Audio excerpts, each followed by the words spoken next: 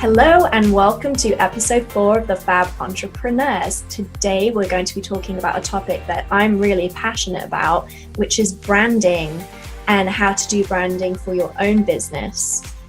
We've actually done quite a bit of research on this, well, Kristen in particular. So I'm going to hand it over to you and tell us a little bit about the history of branding, which I just learned about today from you, and I found it super interesting. So please share with us what you found. Yeah, I actually just found this article a few days ago, and I was just completely enthralled. Branding, the history of it goes back over 1,000 years ago to like 950, the year 950, and it started off in like livestock and glass and farming, and it's exactly like what we think of, you know, when you brand livestock with, putting your name or your company's name onto a particular thing. And it's sort of evolved from there. That's what it was for a while. But when we started in the Industrial Revolution, it really actually branding kind of was taken over by alcohol companies. They really advanced the concept of branding. And that's why, because we have different types of alcohol, right? The different types, different sources, different qualities. And that was when we started to associate the brand name of something with trust. We also started to see copyright protection, started to see trademarks. And the other really interesting turn in branding came about in the 1950s, because nearly everyone, at least in America and England and other first world countries, were watching and consuming the same things on television, in magazines, and it really kind of culminated in the 80s. Think of like Apple and Nike and all of these brands. So culture and advertising and branding are all linked completely by this point in time. So I thought that was completely fascinating. I am so thinking of Mad Men right now, after you said the 1950s. Like, it really was all about sitting in a meeting room and trying to think about what your audience would want to see and how you could relate to them and how you could get through the television to the housewife and really appeal. So right. Yes. And it's sort of starting to shift a little bit, and that's sort of what we're going to focus on. It's been shifting, I would say, in the last like 10 to 20 years. But yeah, that's kind of what we're focusing on today, is branding for your small business and sort of doing it yourself and really connecting with your audience. Yeah. So how can branding help you out? I think one of the most important things about branding that I think about when I'm starting a business is, how can my branding differentiate me from my competitors? How can it make me stand out? What is missing in my niche? What is, an embodiment of me? How do I want to come across? And so I think it's really important that you think about this and that you really use branding, because it's really powerful.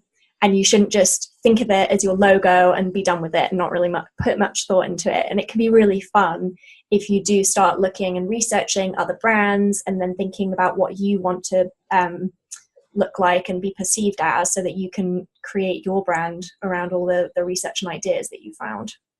Yeah, I think Rachel, you're much more of an expert on this topic. This is something that I know is important, and it's something that if I let myself, I'll kind of obsess over it, but I don't want to obsess over it. I kind of just put it off to the side. And so it's something that I'm always like, yeah, I know it's important and I know I should do it.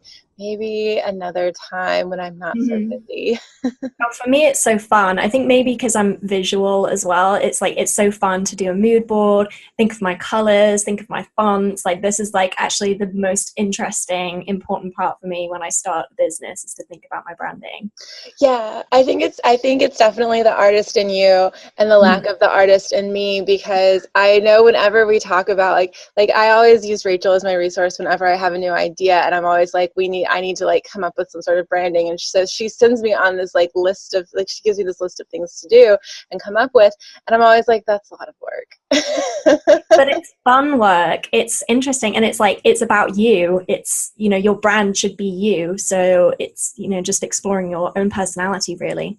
Yeah, I think that's one of the things that I absolutely love about branding, and one of the reasons that I think it's so much fun to start new businesses, new blogs, new whatever, is because it's a different facet of my personality, and it's something that I can, explore. They're all sort of related because they're all coming from me, but at the same time, they're different. Yeah, no, cool. So can you think of any brands that you are really interested in or that you think have done a really good job in terms of their branding? Yeah.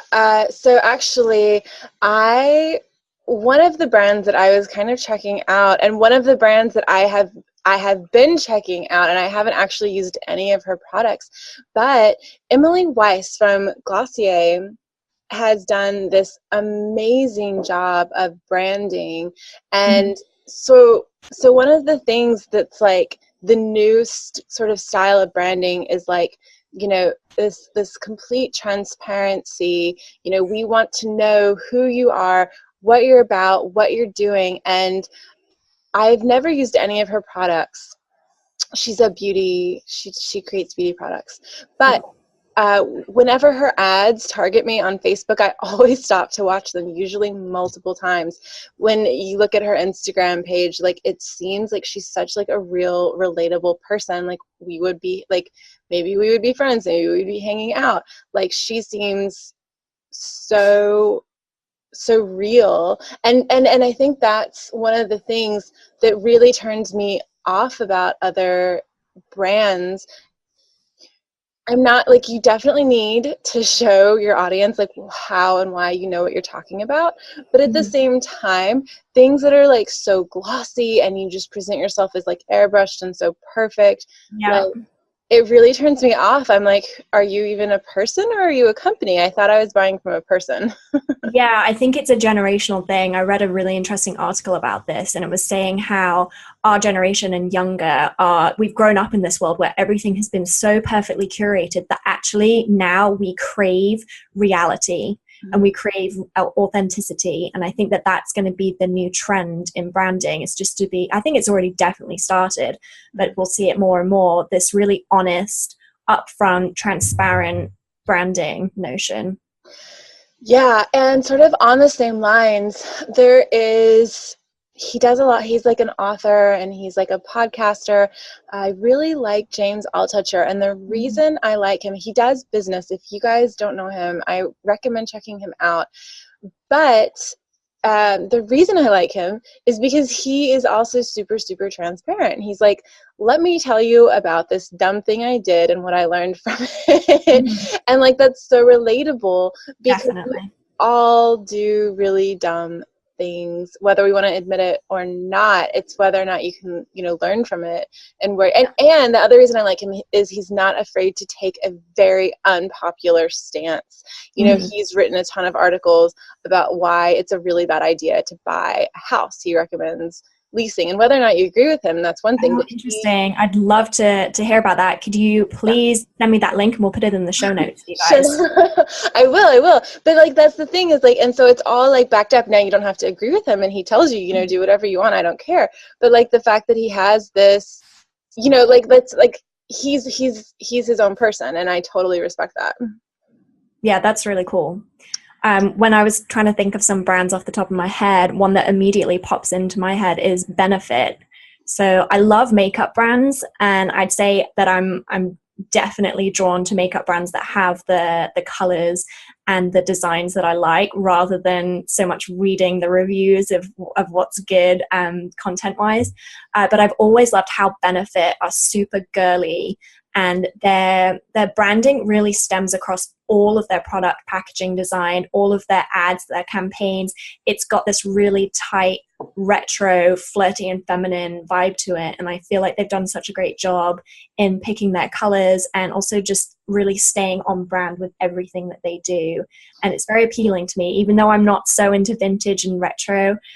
I just love the way that they've done it and how they've held it up.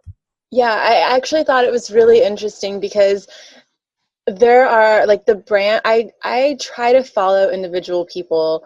This sounds, I don't know, I feel like that sounds kind of snobby to say, but maybe it's not. I don't know. I try to follow individual people on social media and rather than brands, but I do follow some brands, and it's not necessarily ones that I buy from all the time, but it is they are, you know, they all do have this sort of link, and it is that they have sort of my aesthetic, and it's not, yeah, like, yes, I can go to them for inspiration, but also it's like, oh, here, like, this is it, you know, like, it's like, this is, in my ideal life, you know, I would be buying from all of these companies, and I would be doing all of this stuff. And I don't know. I love social media because everything is so accessible. And that's what branding is all about too, is making sure that you are accessible to your audience.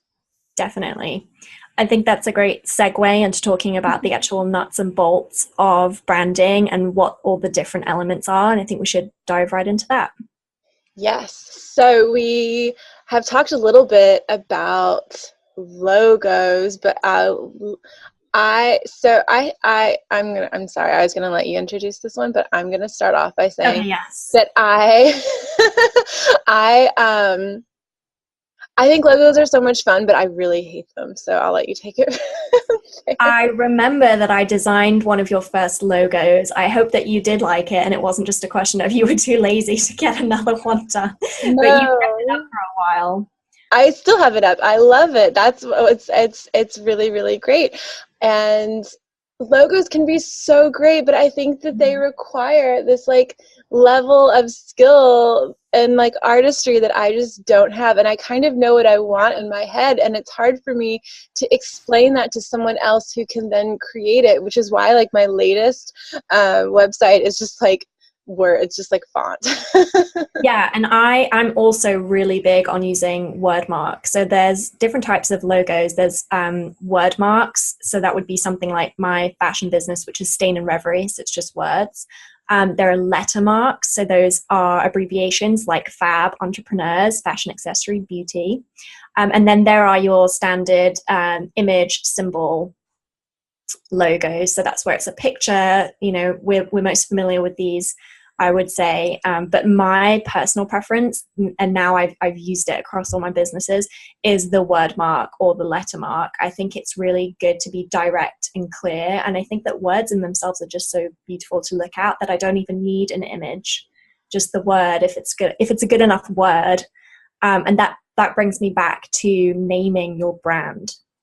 So that's the first starting point when you're thinking of your branding, in my opinion, is to think of the name of your brand, because that's going to be the first thing people hear. It's going to be on your website, on your business card, on your hangers, whatever it is you're going to sell, they're going to see your name first. So I think that's where you've got to really think about how you want to be seen, who you want to appeal to, what words you want people to think of when they see that word or that image. And so for me, when I was thinking of naming my brand for my textile design, I was wanting to have something that was traditional.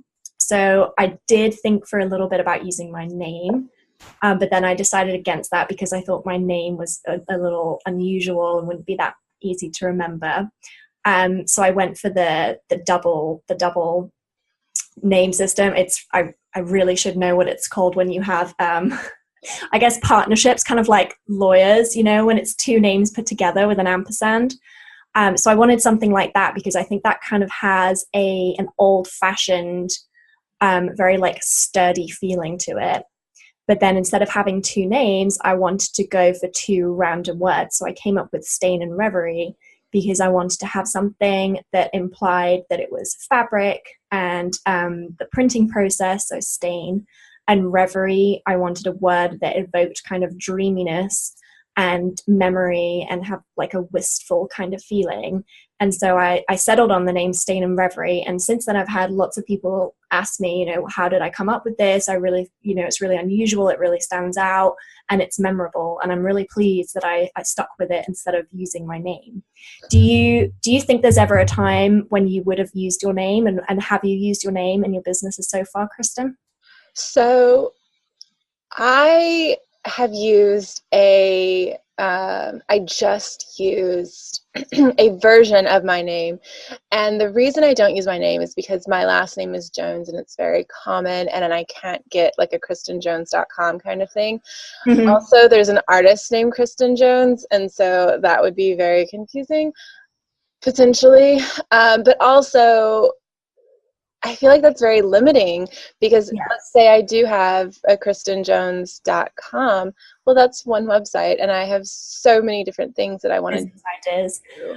I think if you're a serial entrepreneur or an aspiring serial entrepreneur, it is best if you can come up with business names rather than using your name, because then you can have as many businesses as you want going forward and you don't have to worry about how to separate it, if you want to sell it on, if you want to bring on a partner. And I think businesses evolve and adapt so much that I think it would be much easier to avoid using your name. That's my personal opinion. Yeah, and as much as I hate naming things because I'm really bad at that too, I do like the process of having names for my businesses, because for my different blogs, for whatever I'm doing, because that says so much more than just my name. Mm-hmm. And it's something that you can like think about and play around with and even change if you want to. Yeah. And I think it's just so much more versatile than using your name. It's a great opportunity to show your brand and evoke a feeling in someone when they first see you, and to create that first impression that why not use it. That's what I've always felt. Yeah. So moving on to your actual physical logo. So something that I recently started thinking about when I was coming up with ideas for my logo was to really think about where the logo is going to be seen, rather than just something pretty that I like. Thinking in terms of like practical, where are you going to be putting this logo? What's it going to be on? With my most recent business, I knew my logo was going to be plastered on my sample card headers. And so therefore the dimensions are going to be landscape and quite wide. So I knew it couldn't be like a vertical logo, or it would look a bit strange if it was a tiny little logo in the middle in a square format. So I went for my words to be centered and quite spread out. And I think that works really well with the dimensions. And also think about the size of if you're a product-based business, the size of the packaging that you're going to be using so that you can clearly see the logo. So for example, if you're a jewelry designer, your tags are going to be quite small. So you want to make sure that your logo is recognizable even when it's very small, and to have something that's going to fit onto that label. Just thinking ahead about things like that makes it much easier down the road when you're printing, and you don't suddenly think, oh, great, my logo's not going to fit on here, or my logo's going to look really strange in this format. So think about those things in advance when you're designing. Yeah, that's a really great point, because also think about the like if you are making something small, for example, printing it. So for jewelry, if you'd be printing it on paper, that's one thing. I print my logo on fabric because it needs to be attached to clothing. Cool. And so that is quite different. And so actually my logo is not as sharp and crisp as it normally is when I put it on my labels, because I really didn't plan ahead for that. And also another issue is that, I mean, I love my logo, don't get me wrong, but there's a lot of colors in it, and that also makes it a bit difficult when I'm printing on fabric. Whenever you're going to be printing your logo a lot, try to stick to as fewer colors as possible. A lot of places you can't print more than 8 colors if you're going to screen print it. If you're going to print digitally, it's not such an issue, but it's just always easier the less colors you have. So try to stick to 2 or 3. I personally love black and white. I've used black and white in 2 of my businesses, and I think because my businesses are usually design products, I like the fact that if it's a black and white logo, black and white packaging, then it doesn't distract from the colorful designs that I'm selling, and it's very versatile and flexible. But Kristen, you like to use color, don't you? I love to use color. In fact, I try to stick to 2 to 3 colors now that I've had. But yeah, 2 to 3 colors is what I typically try to do. I have one of my logos is in black and white, and I was looking at it and I was like, okay, then the rest of the website needs to be pink, because I love more pink. colors. Yeah. Pink, I mean, purple's going to be 2018 color for Pantone, so it's probably going to go a little purpler, but I have loved the dusty pink, really feminine and like minty green tones. It's interesting that both of us love these muted pastel colors, but then we went for something so bold and bright for this business, didn't we? Well, Yeah. yeah, but I think, okay, so this can lead us into probably the next one. Mm-hmm. The reason I really wanted to go bold for this was because that was the feeling behind Yeah. the company. So like the next point that we're going to talk about is our voice. And not only does that have to do with the transparency and authenticity that we were talking about earlier in relating to people, but what are you saying and how are you saying it, kind of thing. Yeah, I think even though my personal tastes aren't so much bright colors, from working in my other business, I've realized that most people relate to really bright colors, and that I'm quite unusual in that I pick quite muted tones to wear. I think maybe it just suits my coloring, or maybe I'm just wrong and I would look better in bright colors. But I'm always drawn to muted colors or black and white. But actually, I found that most of my clients prefer bright, bold colors, and I think it does definitely. It's more eye-catching and it brings you in more. And I think it has this more uplifting, upbeat, bright, fun feeling, and that's definitely what we wanted to evoke. We wanted to be fun, and we wanted to be lighthearted and not to take ourselves too seriously. And we also, of course, wanted to stand out, because there are a lot of people out there and we want to be heard and we want to be able to reach people. So your colors and your logo are not the only way that you can show your voice. I think just the images that you use on your social media, the images that you use on your website, it should all tie in with your voice and what you're trying to say. And I think one of the most important things with your voice is your copy. And it wasn't until recently that I learned that you can actually like incorporate your branding into your copy. And now this is like a huge, huge trend. So, Kristen, I feel like you have really got your writing to a point that mine is not at yet. And can you talk a little bit about what you think is important when trying to use your voice in your copy? Yes, actually, this is a really great point, and I hesitated for a second, but yes, I can definitely talk about this, because when I first started my knitwear business, I was so concerned with trying to sound like an authority that I completely lost my voice. And I don't even know if they're still up. I might have taken them down. But if you go back and look at some of my posts, like they're very textbook. They're there's a lot of really good information there, but it's so boring. No one cares, because they're not there. They could consult any book if they just wanted to know that. They're there to listen to me. And so actually one of the things that I did, and this is part of the reason my copy is where it's at right now, is because I like to talk things through. And so because it's really like you can't just recite something offhand. So I would actually record myself talking about something, and then I would sort of transcribe that.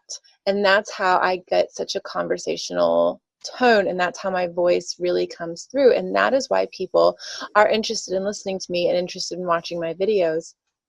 And when people are interested in you because it's actually you, I think that's actually one of the biggest things, is like everyone's worried and they're like, well, what if no one likes me? What if I'm, boring? Or what if I'm this? Or what if I'm that? Like there's all these insecurities, right?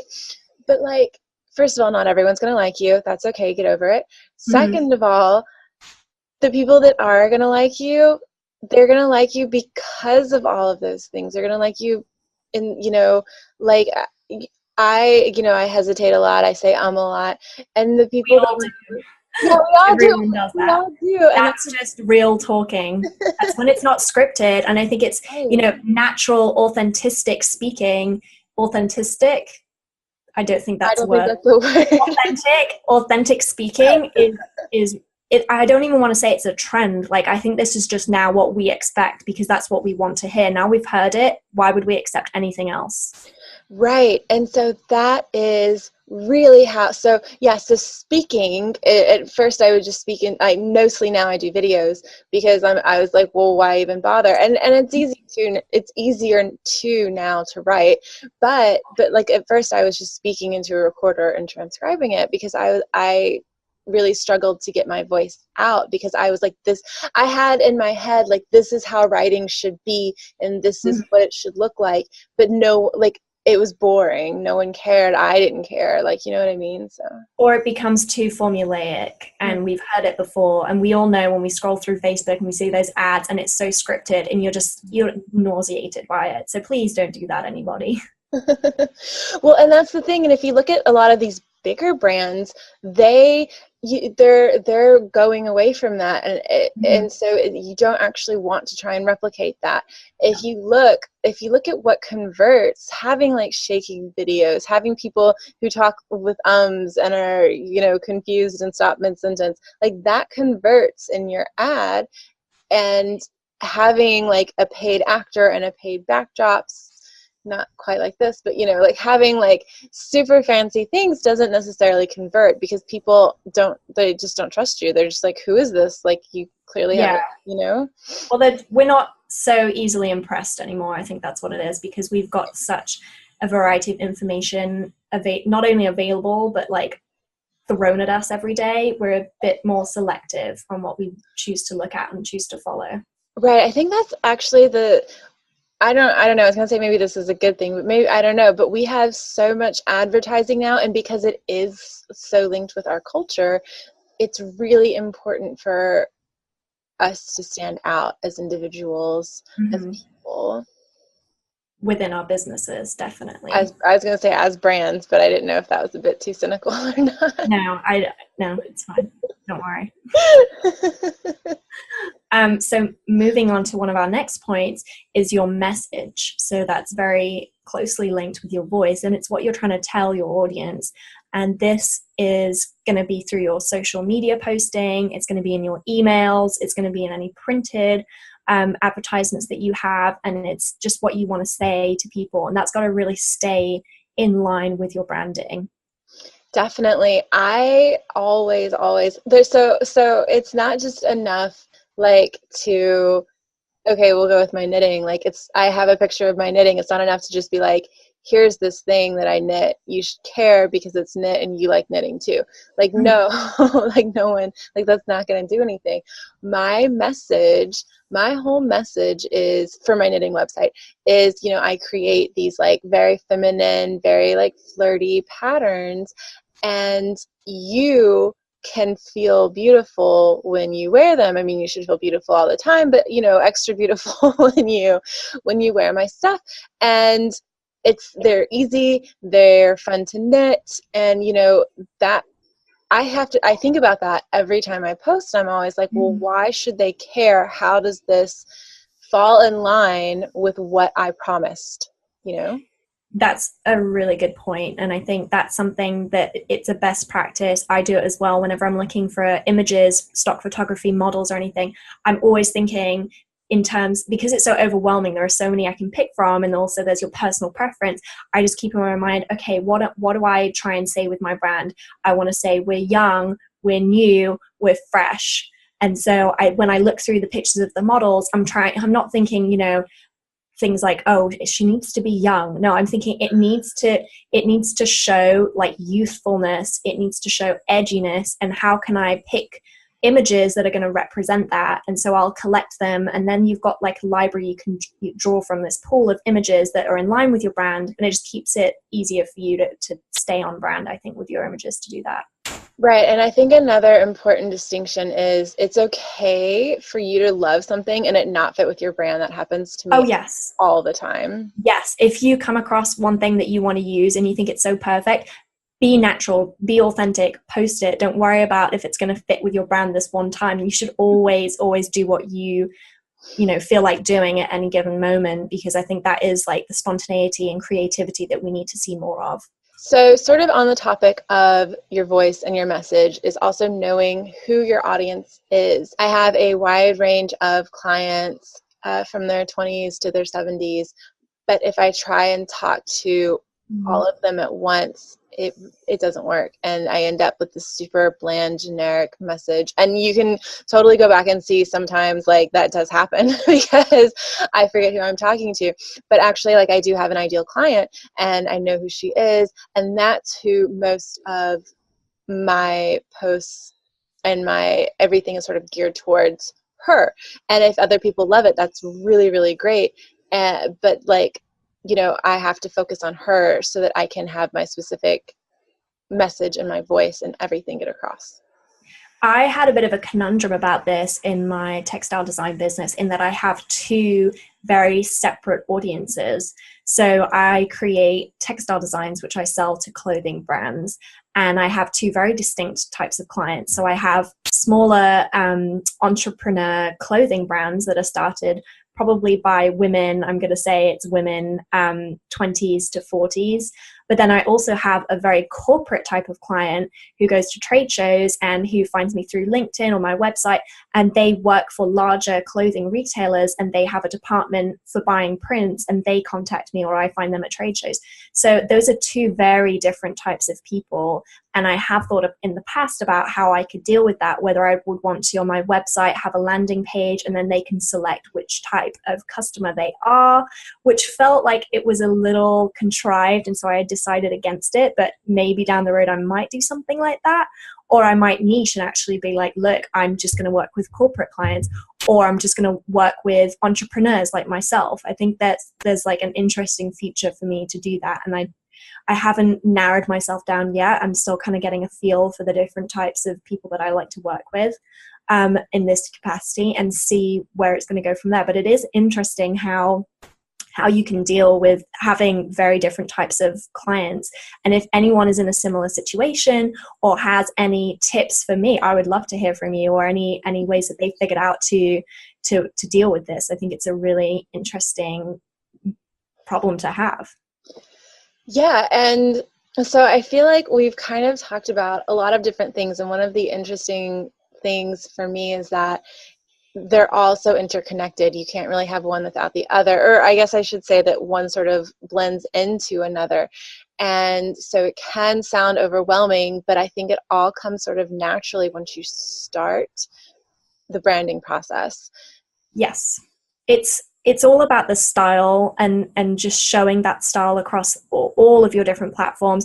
You want your website, your social media, you want everything to kind of fit together so that they don't feel like it's a jarring experience going from your Instagram to your website to meeting you in person. It should all kind of fit together. And I think that is probably one of the key takeaways for me, is to be consistent in your branding across the board. Yeah, everything should be completely cohesive. Or maybe not completely cohesive. Of course, you're allowed some leeway. But yeah, That's everything. the aim. Yeah, it should be.